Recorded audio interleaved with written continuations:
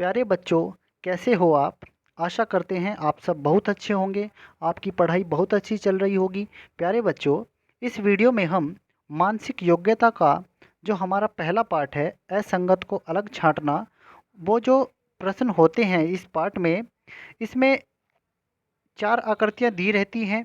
इन 4 आकृतियों में 3 आकृतियाँ तो बिल्कुल एक जैसी होती हैं, किसी न किसी विधि से वो एक समान होती हैं, लेकिन चौथी आकृति अलग होती है।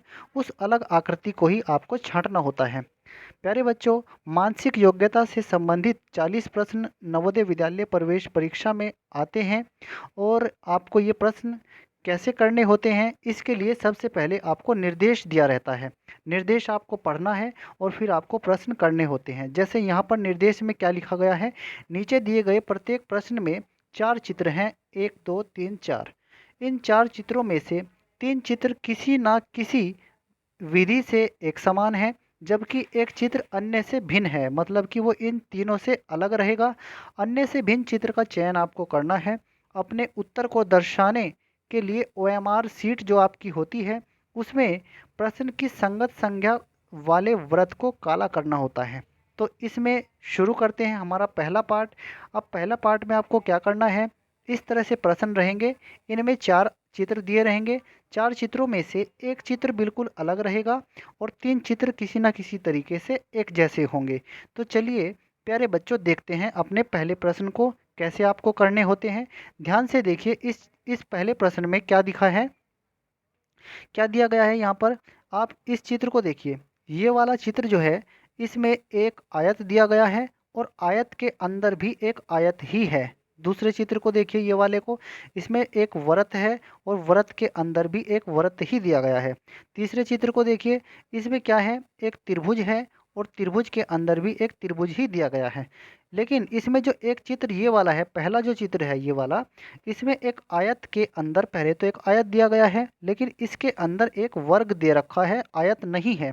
तो इसलिए हम क्या कहेंगे, ये 3 चित्र तो एक तरीके से एक जैसे हो गए, लेकिन ये चौथा चित्र जो है ये इनमें अलग है। तो इस प्रश्न का उत्तर यही है। अब हम बात करते हैं अपने दूसरे प्रश्न की। इसमें क्या है, इसमें देखिए ये 3 चित्र हैं, मंदिर, मस्जिद और चर्च। ये तीनों स्थान ऐसे हैं जहाँ भगवान जी से प्रार्थना की जाती है, मंदिर में भी, मस्जिद में भी, चर्च में भी। लेकिन अस्पताल इनमें अलग है। अस्पताल में जो है पेशेंट जाते हैं, रोगी जाते हैं, मरीज जाते हैं। लेकिन ये जो है अस्पताल जो होते हैं ये पूजा करने के स्थान नहीं होते। लेकिन बाकी के जो ये 3 चित्र बचे हैं, ये पूजा करने के स्थान होते हैं। इसलिए इस प्रश्न में जो हमारा चौथा ऑप्शन है, ये इसका उत्तर होगा और ये इन चारों में से सबसे अलग है, बाकी के ये 3 एक जैसे आएंगे। अब बात करते हैं अपने नेक्स्ट क्वेश्चन की। ध्यान से देखिएगा इस क्वेश्चन को।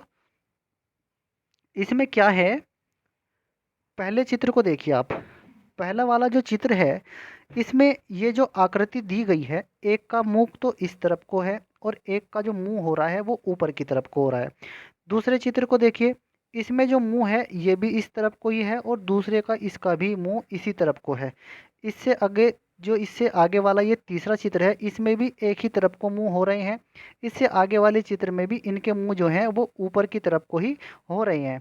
तो ये भी एक जैसा हो गया एक तरह से, ये भी एक जैसा हो गया, ये भी एक जैसा हो गया।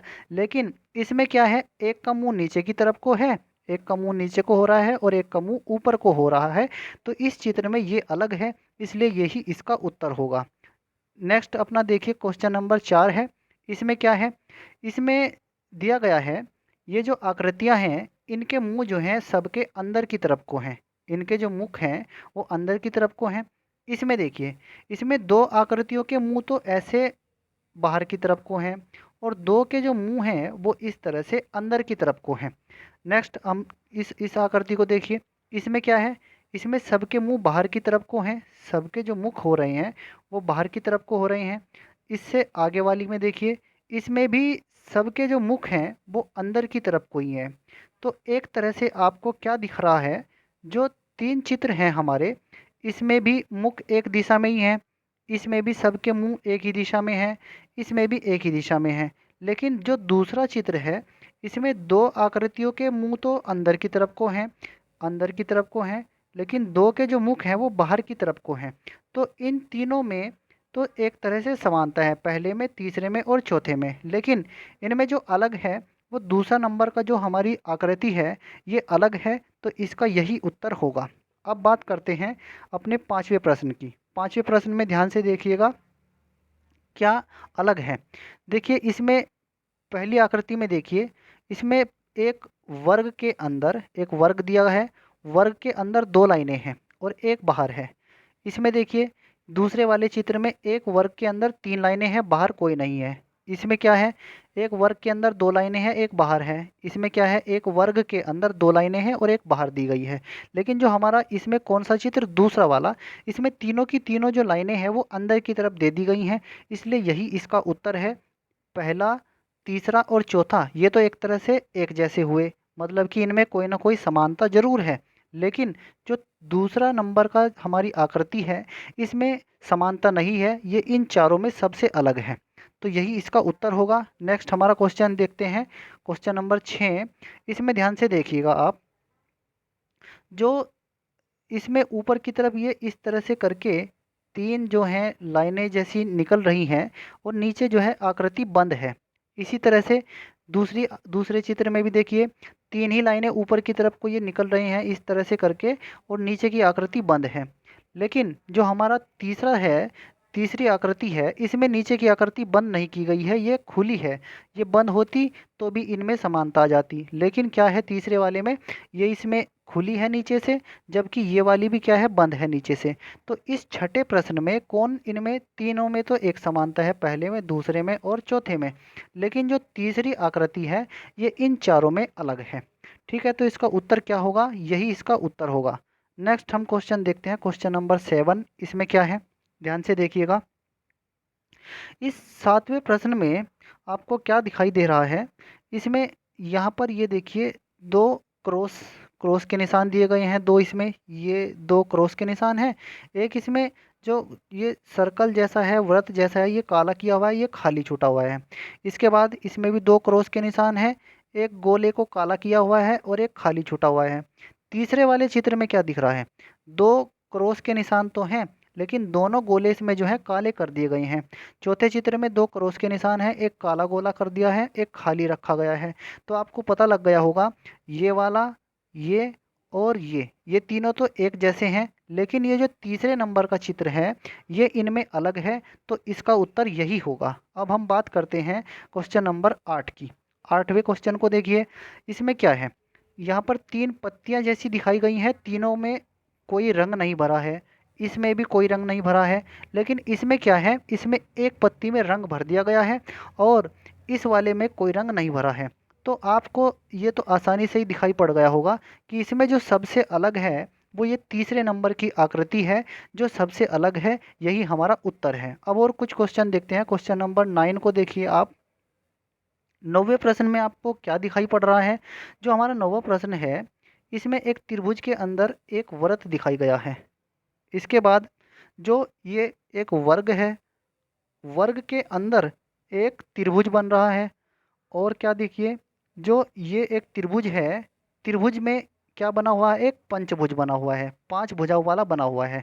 लेकिन जो चौथा है, चौथा आकृति है, इसमें एक वृत्त है, वृत्त के अंदर भी वृत्त ही बना दिया गया है।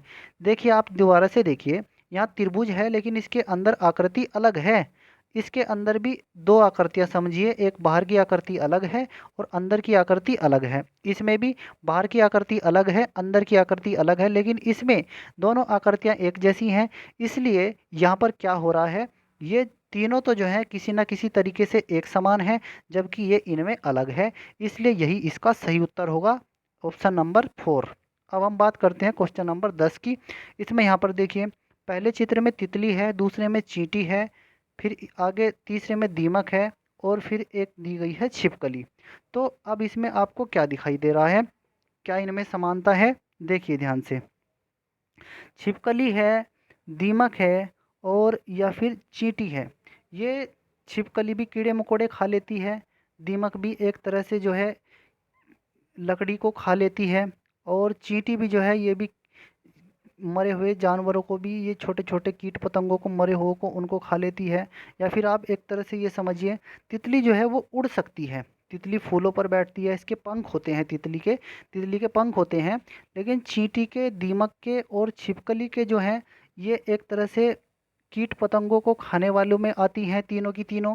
लेकिन तितली जो है वो अलग है, वो फूलों का रस चूसती है, जबकि चींटी मरे हुए कीट पतंगों को खाती है। दीमक भी इस तरह से ही करती है और छिपकली भी इस तरह से ही करती है। तो इसमें जो तीन आकृतियां हैं, इनमें तो एक तरह से समानता है, लेकिन जो ये पहली वाली आकृति है तितली वाली, ये अलग है। तितली जो है इसके पंख होते हैं, ये फूलों का रस चूसती है, जबकि ये तीनों अलग हैं और तितली इनमें अलग है। तो इन तीनों में तो एक तरह से समानता है, जबकि तितली इनमें अलग है, तो इसका उत्तर जो है यही होगा, तितली।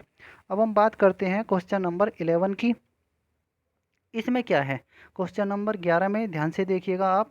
जो ये है, पहली आकृति भी एक फूल का चित्र है, दूसरी आकृति में भी फूल दिखाया गया है और चौथी आकृति में भी फूल दिखाया गया है। जबकि तीसरी आकृति में कोई फूल नहीं है, इसमें एक टहनी दी गई है, इसमें पत्ते लगे हुए हैं। तो इनमें जो तीन आकृति हैं, पहली, दूसरी और चौथी, इनमें तो एक समानता है, जबकि तीसरी इनमें अलग है। तो इसका जो उत्तर होगा यही होगा, क्या होगा इसका उत्तर, तीसरा। तीसरा जो आकृति है ये अलग है, बाकी के जो तीन है इनमें समानता है। अब हम बात करते हैं क्वेश्चन नंबर 12 की। अब 12वां क्वेश्चन ध्यान से देखिएगा। जो पहली आकृति है, पहली आकृति में पहले तो एक वृत्त दिखाई गया है, वृत्त के अंदर एक वर्ग बना है और इसके अंदर एक लाइन है बीच में। ऐसे ही इसमें भी यही है, लाइन बीच में है, इसमें भी लाइन बीच में है। लेकिन इसमें क्या दिया गया है, इसमें जो अंदर की तरफ को लाइन खींची गई है वो कोने से खींची गई है, कोने की तरफ से देखिए लाइन इसमें है। ये तीन तो किसी न किसी तरीके से एक जैसे हो गई, जबकि इसमें लाइन कोने में चली गई है, तो यही इनमें अलग हो गई है। तो इसका उत्तर यही है, इसका 12वें का जो है चौथा विकल्प सही है। अब हम बात करते हैं क्वेश्चन नंबर 13 की।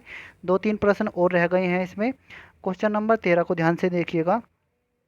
क्वेश्चन नंबर 13 के जो पहली आकृति है, इसमें क्या है, इसमें एक लाइन के ऊपर इस तरह से जो है त्रिभुज बना हुआ है, यानी कि जो है एक बीच में लाइन है, इसके ऊपर जो है एक आकृति ऊपर है, एक नीचे है। इसी तरह से इसमें देखिए, तीसरे वाले में इसमें लाइन है, फिर ऊपर एक आकृति बना दी, एक नीचे आकृति बना दी। इसी तरह से इसमें देखिए एक बीच में लाइन खींच दी है, फिर एक आकृति ऊपर है, एक आकृति नीचे है।